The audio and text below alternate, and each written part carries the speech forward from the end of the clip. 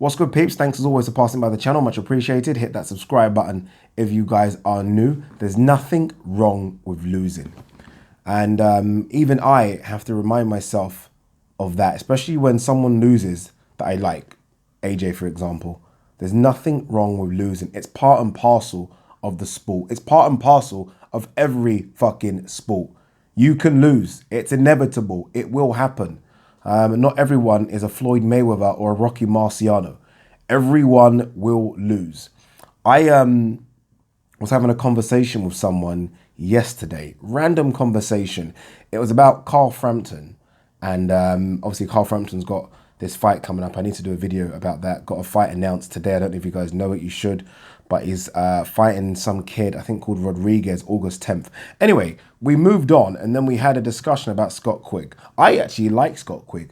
And I was like, who's Scott Quigg gonna fight? Like, what? No talk about Scott Quigg. He used to be Eddie Hearn's favorite and no talk about him anymore. And the person who knows their boxing, and they're probably watching this right now, said, oh, he should call it quits. I was like, why should he call it quits? He said, he's done, innit? I was like, what? He's lost twice. He lost to Carl Frampton in a decent fight, gave Frampton problems with a broken jaw, and then he fucking lost to Oscar Valdez in a world title fight, and he done very well and bashed up Valdez, bashed him up. I think he broke Valdez's jaw. He should call it quits. And the guy was like, yeah. And literally, I was trying to like bring out facts and arguments. I was like, nah, he's done. And it made me think that this generation of boxing fans today, I'm included, I'm part of this generation, we would absolutely destroy some of the living legends from boxing past, right? Some absolute legends would have been castrated on social media if social media existed in their time, right? If everyone, like we do now, everyone had a voice. And it started making me think about some of the greats. I was thinking about the greatest lightweight, arguably one of the greatest fighters of all time, top 15, rubber stamped, Roberto Duran. Imagine if social media was around when Roberto Duran pretty much quit against Sugar Ray Leonard. Roberto Duran at the time, I think, was 72 or 73 fights deep. I should know this because I'm a big fan of his, but I can't remember. And during that fight against Sugar Ray Leonard, Roberto Duran said, you know what, no more. I'm done. Can you imagine what we would have done to Roberto Duran over social media? We would have said, you're done. He's done. 72 fights in. Oh, just call it quits. Leave. Roberto Duran went on to have another 38 fights and 1 belts at 2 different weight classes after that loss. But we would have said, you know what? Call it quits, man. You're done. You've lost. Bye. That's what we would have done. You quit. You're done. Or someone like, even like a Bernard Hopkins when he lost back-to-backs with Jermaine Taylor. Didn't lose the first fight for me, but lost the second one. We would have said, you know what? Done. He's done, innit? Call it quits. You're done. Bernard Hopkins was, what, 40 at the time? We would have said, you know what, Bernard? It's all good, but just quit. But then look at what Bernard Hopkins went on to do after that. And let's be honest, if social media was in full swing back then, when was that? 2005.